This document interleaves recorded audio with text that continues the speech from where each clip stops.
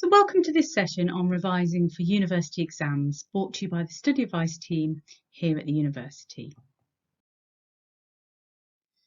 This short video will cover how to plan effectively for exams by looking at what you should be revising, the importance of making a revision plan, and known effective revision techniques.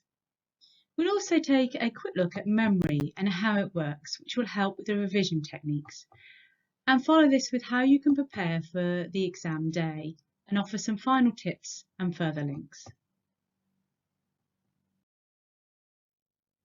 So it's worth reminding ourselves as to why we revise and have exams in the first place.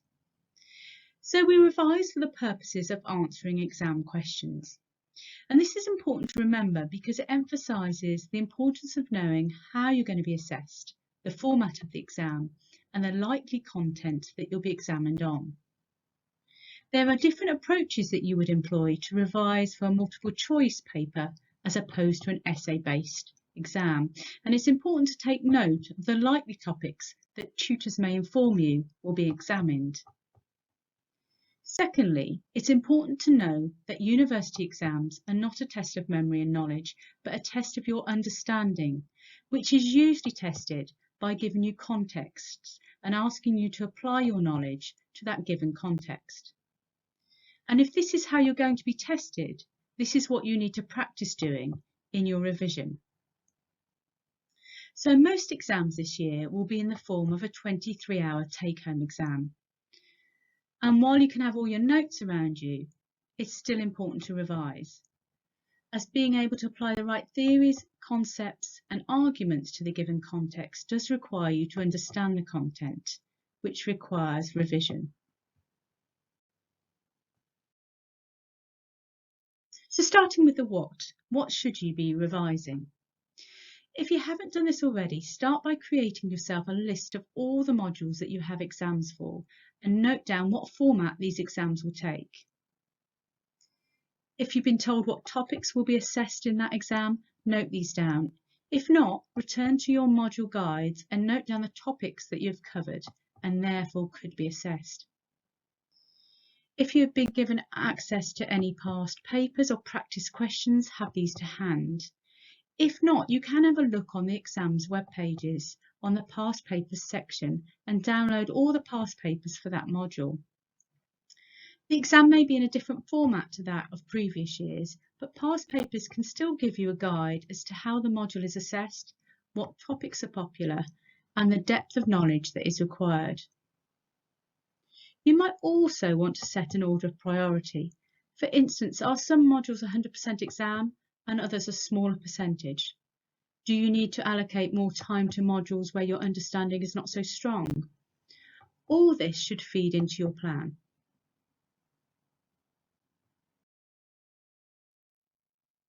If you haven't got one already, now's the time to make a revision plan.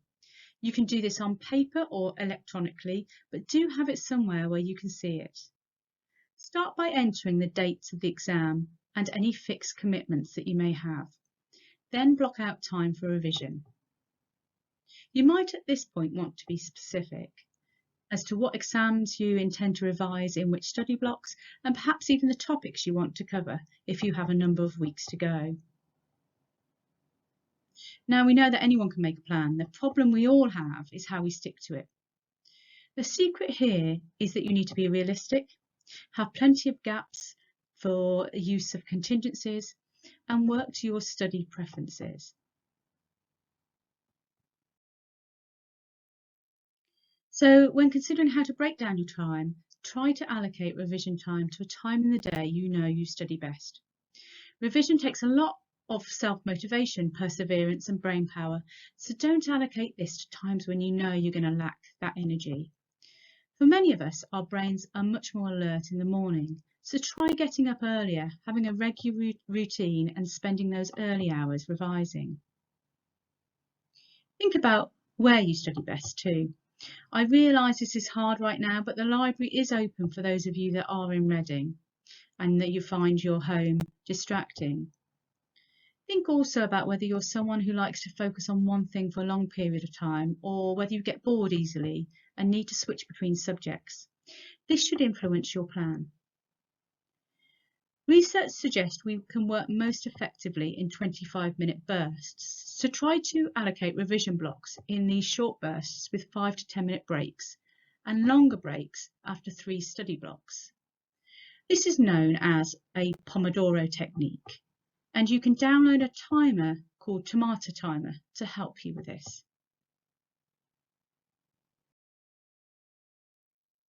So now you have your study slots in your diary, what should you be doing in these times? Quite simply, you should be practicing active, not passive revision. So if you're just reading through your notes, or probably even worse, writing out your notes from one piece of paper to another, then you're not really learning. You're also likely to get bored and disengaged. Instead, you need to do something with your notes. You recall me saying earlier that exams test your application of knowledge, and you should be using past papers to test that knowledge. Writing essay plans will help. Don't write out whole essays unless you want to practice your time management. Mind maps are a creative way, an engaging way for us to understand topics and see the connections between ideas, which is a key way of acquiring new knowledge. Mixing up your revision with having online revision groups, testing and teaching each other can also work really well. And start with what you already know. We waste a lot of time revising content we already understand, and looking to answer past questions, try jotting down what you already know first, then go through your notes with a different colour pen, adding in the information that you've missed, and this is the material that you need to focus on. It's also important to revise appropriately for the type of exam that you have. On our Study Advice web pages, you will find videos on how to revise for multiple choice papers, short answer papers, as well as essay-based questions. Do check these out before you begin.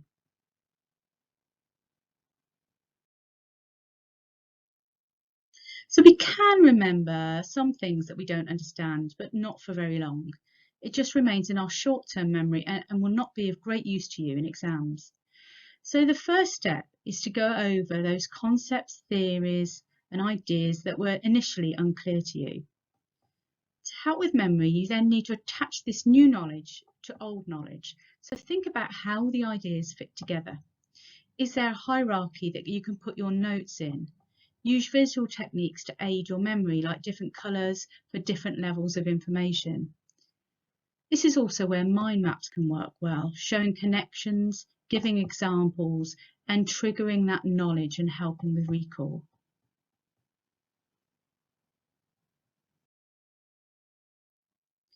You may have heard of different learning styles, and while the fact that we all have a dominant style is disputed, we know that using different learning techniques will help us learn more effectively.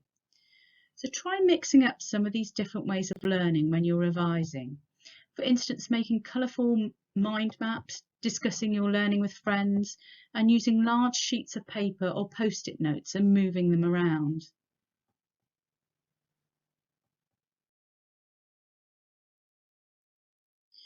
And we know a lot of the issue with revision is the need for lots of motivation and self-control. We all procrastinate, but recognising that you're doing this is a start. Think about turning some of those distractions into motivators. So for instance, checking your social media when you've finished a study session. You can also use apps to turn off notifications and try and work when you're most motivated and do your most challenging work at those times. Start today and start with something small and easy to get that sense of achievement. And if you've planned to do some study, do some. Once you get started, it's easier to keep going, even if you don't feel like it. Routine is key, so try and get up early and study at the same time each day. At the end of each study session, write down what you would do next, so you can pick this up more easily when you start again, and this will save you time in the long run.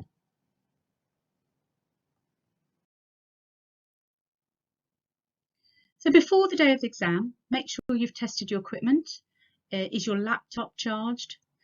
Also, do you have somewhere you can work quietly, and have you told people in your household about your exam? Make sure you know where you can get your exam paper from, what's expected of you, and check the practice area within Blackboard, which explains how to submit papers. For those doing these take-home exams, you will of course have access to your notes. So try to have them organised so that you can access them most easily when you need them.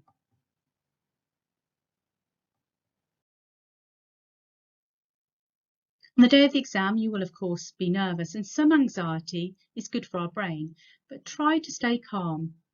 If you get a choice of question, read them through a number of times before you make your decision. And once you have chosen, make sure you check the wording of the question carefully. You are still expected to have an effective structure for essay-based questions, so make a plan before you begin writing, which will also help to ensure you keep to the question. And remember that while your exam may be open for 23 hours, you're not expected to spend this amount of time on the paper. Make sure you read carefully the expectations of your exam, how much time they're expecting you to spend on it, the word limit and the criteria. You need to think about taking a good rest and recharge for your future exams. So in summary, when planning your revision, firstly start with a list of all the modules and topics within them that you need to study. Use past papers and tutor guidance to help you with this. Ensure you have a revision plan using short 25-minute slots, making the most of your effective study time in the day. Revise actively, mixing up different learning strategies, making connections between concepts, and practice applying your knowledge to past questions. Make sure you've prepared for the day by checking your equipment, knowing the format of the paper, where you can access it, and how to submit it. And finally, take care of yourself. Eat healthily, take regular exercise, drink plenty of water, and have a routine which allows for restful sleep. All of these things will help to ensure you perform at your best. You can find more information on exams on the Essentials pages. The exams website hosts the past papers, and on Blackboard there's a practice area for take-home exams. On our Study Advice website you'll find short videos and tips for revising for different types of exams, and also our take-home exams guide. You can find more information on our Study Advice website at reading.ac.uk/studyadvice. You'll also find on there other resources to develop your academic skills and details of how you can book one-to-one sessions with study advisors or attend weekly webinars. So good luck with your exams and your future studies.